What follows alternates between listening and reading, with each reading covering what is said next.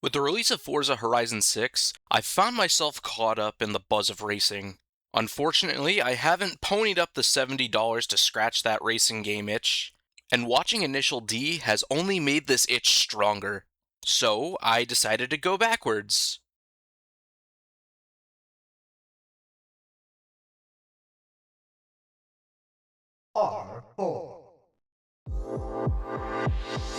Ridge Racer Type 4, stylized R4, is a product of one of the best times to be a fan of racing games. Let me start with something I've yet to go in depth on in the games I've covered so far: the UI. Between menus, you get this transition of streaking headlights and taillights, like you're watching racers whisk by. The main color motif you'll see across the game's various menus is this shade of yellow that I can only describe as striking. My favorite detail in the game's menus is the 3D map on the course select that outlines the route of the track. It gives the feel of software that a real racing team would use to outline and break down a course. Visually pleasing UI aside, let's get to the main event: the tracks. Races take place across 4 locations: Yokohama, Fukuoka, New York City, and a finale in Los Angeles. Yokohama's tracks have the most variety. Helter Skelter has you racing across a city under construction, Out of the Blue takes place in a seaport setting, and Phantom Isle is a speedy track set in an urban sprawl. Taking off from an airport runway, New York City's duo of tracks feature urban highways and incandescent tunnels. While I love the coastal atmosphere of Fukuoka's tracks, the tracks themselves gave me the toughest of time on turns, especially Heaven and Hell. And Los Angeles is a departure from the previous locales, as it's an oval track in the city where the main focus is speed. The only real drawbacks about the game's race courses is that there's only 8 of them. You play through them all in Grand Prix mode, which we'll talk about soon, and after you finish Grand Prix, you can only really play them over again. Gamers will be able to recognize that Ridge Racer Type 4 features an abundance of references to Namco's other properties. Throughout the game, you'll see references to other games like Pac-Man, Dig Dug, and Galaga. Easily my favorite reference in the game is the giant Soul Calibur billboard in Los Angeles. What I think makes this detail extra neat is the fact that the game was only available in arcades at the time. What more can you really say about the gameplay of a racing game? The main objective is to go fast, beat your opponent, beat the clock, and win the race. Despite the simplicity of racing games, and especially arcade racers like Ridge Racer Type 4, this game still has its little intricacies. When I originally picked this game up, I stuck to driving automatic as it was easier to just hold down, accelerate, and go. But coming back around, I learned how to drive manual and it completely opened up the game for me. I found that using manual transmission gave me much better control of my speed going into and out of corners. And on top of that, getting a massive boost of speed from the starting line with the rocket start allowed me to butcher my old time trial records. To go along with your transmissions, you get 4 vehicle manufacturers to choose from. Italy's Assoluto and the US's Lizard brands produce drift-type cars that require quick timing on the brakes and throttle to power glide around corners. Then you have the counterpart of the drift type, grip cars. These cars, produced by Japan's Terazi and France's H Solo, have better traction to the road and maintain speed around corners naturally. Personally, I enjoy the looser feel of the drift style, as I like the greater control I have angling around corners. As was the rule for any racer coming out on the PS1, Ridge Racer Type 4's soundtrack is fantastic, which is why it pains me not to include the music in this video, because YouTube would absolutely annihilate me. Throughout the soundtrack, you'll find a mix of funky acid jazz, drum and bass, and house music. And these songs aren't locked to any specific racetrack either. Pre-race, you can pick which track you want to listen to, or even set it to random. And Namco definitely knew that this soundtrack was fantastic too, because there's a dedicated music player in the options menu if you want to just listen to the music in this game.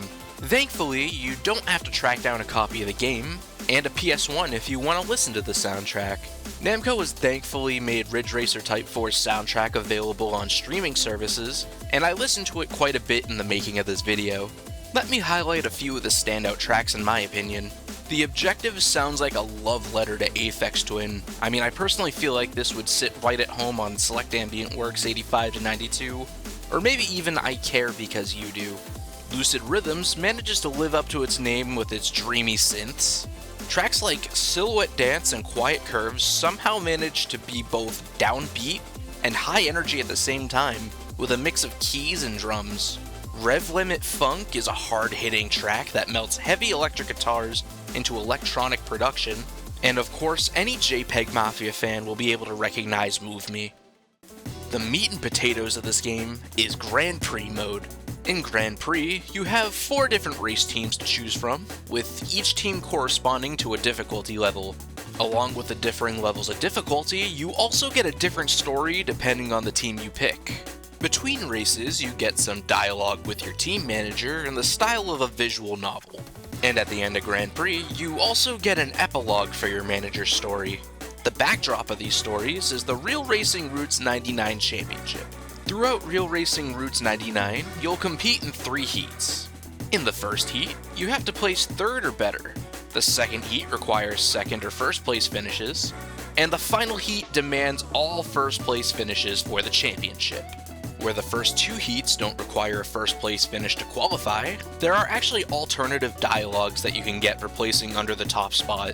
The way you finish also determines what car you unlock for your next heat, but keep this in mind for a little bit later. Considering this is essentially an arcade ladder mode, the stories in Grand Prix are surprisingly well written. Easy Difficulty, featuring RC Micro Mouse Mappy, is about the new owner, Sophia Chevalier, trying to follow in her grandfather's footsteps and win the championship.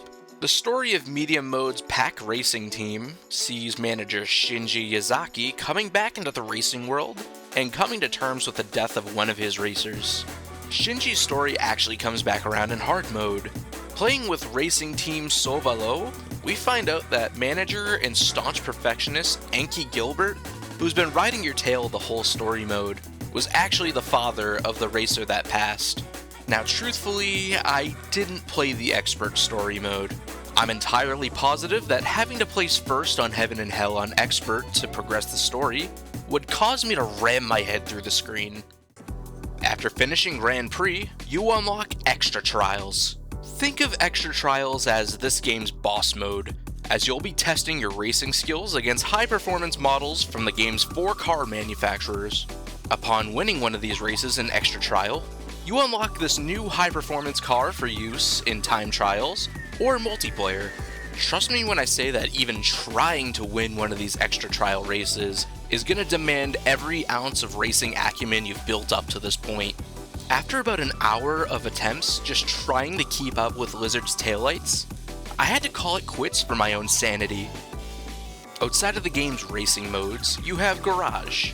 Here you can view and customize all your unlocked cars, and if you have the time, artistry, and patience to make decals with a PlayStation 1 program, there's a decal creator that'll further allow you to customize your cars and make them your own.